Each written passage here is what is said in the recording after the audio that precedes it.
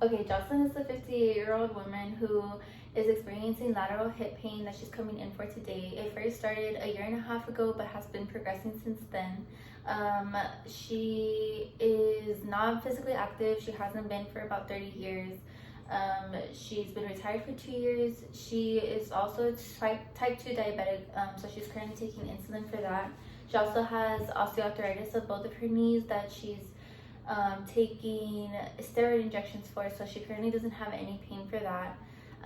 She says that her pain is highest when she's picking up her 5-year-old grandson. She's most active when she's taking care of her grandchildren. Also when she's sitting for a long time or on her feet for a long time. So that's what she's being seen for today. So for the interview portion, what brings you in today? Tell me about your pain and when you hurt yourself. I'm having a pain on the right side of my hip. I didn't do anything specifically to hurt it. It just started hurting one day about a year and a half ago, and the pain has been progressing since then. Okay, and you have osteoarthritis. Have you had any treatment for that, or how are you taking care of the pain for that? I'm currently getting steroid injections for the pain, but haven't had any surgery or done any physical therapy for it. I currently am not experiencing any pain in my knees. Okay, as far as the lateral hip pain, what type of pain is it? Is it an achy, a dull pain, sharp or shooting? It's a dull pain. And you don't have any numbness or tingling? Mm-mm. Can you show me where on your hip that it's hurting? Right here.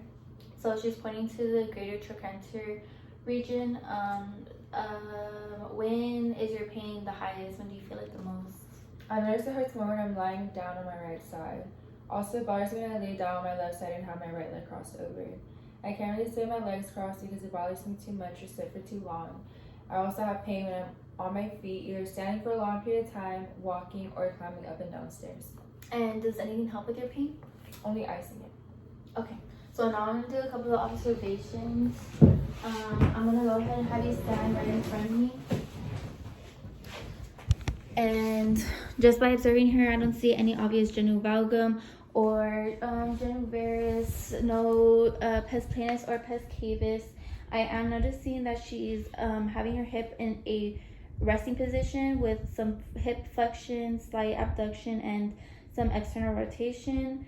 I'm gonna have you go ahead and stand to this, facing the side. I don't notice any kyphosis or lordosis of the spine. Now go ahead and face the other way. No obvious deformities here either. Go ahead and walk towards the wall and back towards me. She is showing a positive Trendelenburg sign, which shows compensation of the gluteus medius. Okay, so you can go ahead and sit down or lie down on the table. For this evaluation, we're gonna opt out of doing myotome and dermatome testing just because if you don't have a history of any nerve root problems and you don't show any signs or symptoms like tingling or numbness or no radiating pain, so we won't be doing those testing today. First, we're gonna start with hip internal rotation for passive range of motion. So I'm gonna have the fulcrum over the anterior aspect of the patella. You can straighten this leg. I'm gonna have the proximal arm in line parallel to both of your ASIS, and your distal arm in line with the midline of your tibia in between the lateral and medial malleolus.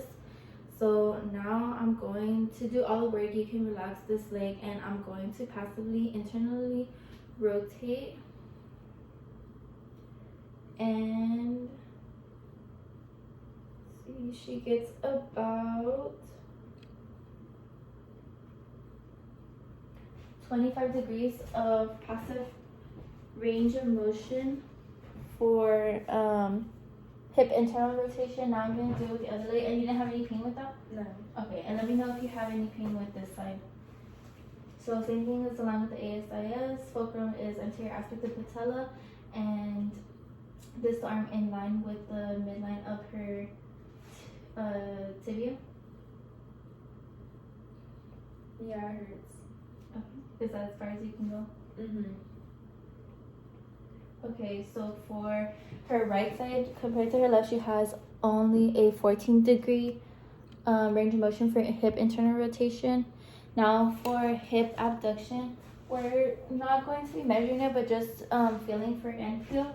So I'm gonna start with her left, stabilize at her pelvis. I'm gonna grab your leg and you Just let me do all the work, relax your leg, and give me all the weight. And I'm gonna pull it towards me. Let me know if you feel any pain or discomfort.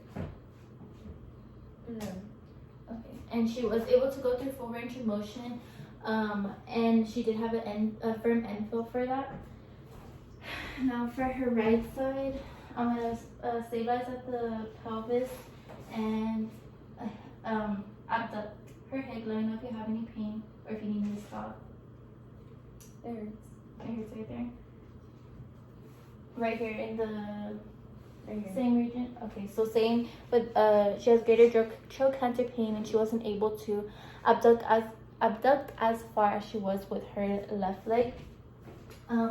Now we're going to be doing manual muscle testing.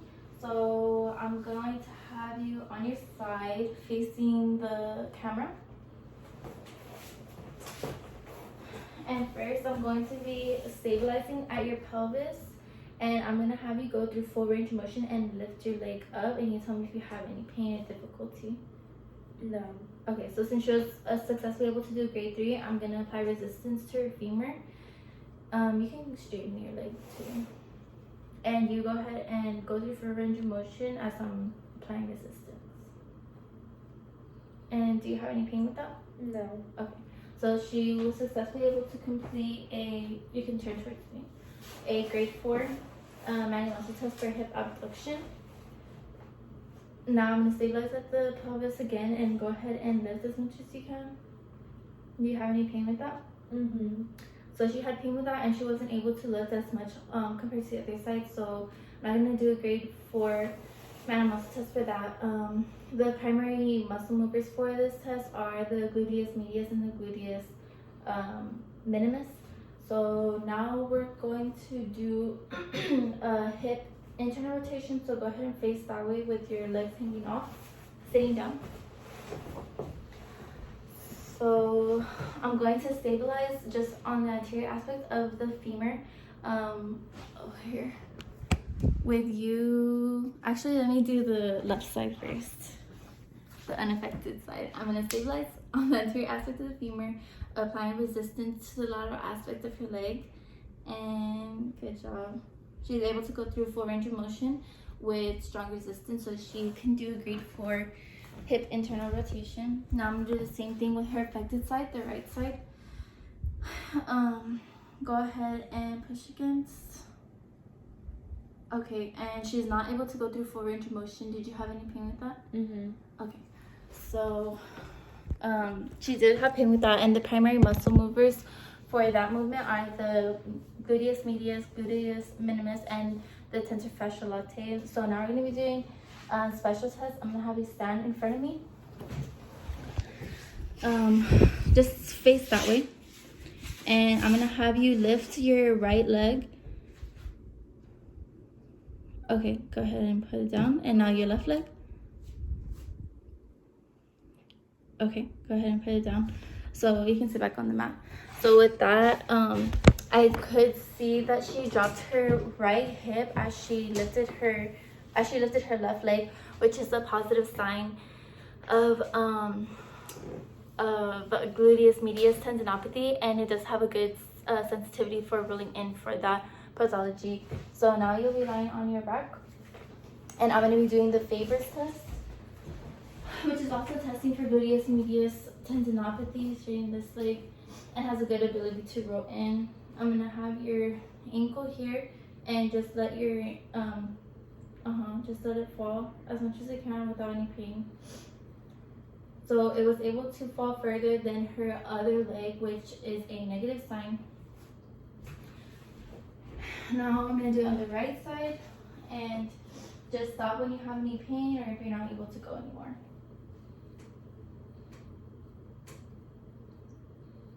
Is that all you can go? Mm-hmm. Do you have any pain with that? Yes. Just in the same area you don't have any pain? Mm-hmm. And so since she wasn't able to drop any further past her other leg, that is a positive Faber's test, which could indicate gluteus medius tendinopathy. Now we're going to do the straight leg test, which is testing for pregnancy-related posterior pelvic tilt pain. I'm running out of breath. So you can bend your right leg And just go ahead and do a straight leg raise, lifting up to here. And do you have any pain or difficulty with that? No. Okay, go ahead and do it with your right leg. No pain or difficulty? No. So that is a negative sign, which means that we can rule out for pregnancy-related posterior pelvic pain, because that test does have a good reliability for ruling out for that pathology. And now we're going to be doing the posterior shear test. So this is testing for SI joint dysfunction. With this test, I'm gonna have her in 90 degrees of hip flexion with my distal hand providing an axial load to her femur and my proximal hand under her sacrum. And I'm gonna apply an axial load. You tell me if you have any discomfort or pain. No. Okay. And now I'm going to do that with the opposite affected leg. And tell me if you have any pain. No. Okay. So that is a negative sign. That is a negative sign for the posterior shear test, which which indicates that we can rule out for SI joint dysfunction. Now we're going to be doing palpations. So I'm going to give her the camera. You can go ahead and lie on your back and hold it and try and have your back as flat as you can. Okay, so first we're going to be palpating for the PSIS. So first, if I feel for her superior iliac crest, where my thumbs land are generally where her PSIS are, but if not, I can feel for bony prominence, which is right here. Do you have any pain or tenderness with that? No. Okay, and now about 2 centimeters lateral to that, I can feel for her SI joint. Do you have any tenderness here? No. Same thing on the other side, 2 centimeters. No pain? No. Okay, now I'm going to palpate for your gluteus maximus. So it's generally the mid-posterior aspect of her pelvis. So I'll have you flex your knee and resist against my hand. And with that, I can feel for her gluteus maximus right here. There's no tenderness or pain. No. Okay, same thing with the other side. I'm gonna resist. No pain. No. I can feel for her glute max right here. Now, if have the camera towards right here. So on the lateral side of her hip, if I feel for her superior iliac crest again and palpate distally to that, I will feel a bony prominence on the lateral aspect of her hip. And if you internally, externally rotate, I can feel her greater trochanter right here. And do you have any pain or tenderness while I'm palpating this? Yes. It does hurt? Yeah. Okay. And that she did experience pain on her right side. So if I go to her left side, same thing, superior iliac crest, palpate down from that. I can feel her greater trochanter right here. Internally, externally rotate. And do you have any pain with that? No. Okay, good. And lastly, go ahead and roll on either, or go ahead and roll on this side. Actually, I'm sorry, the other side. If you abduct your leg, internally rotate, I can feel abduction internally. I can feel the gluteus medius right here. Okay, now go to the other side. Do you have pain with that? No. Okay, other side.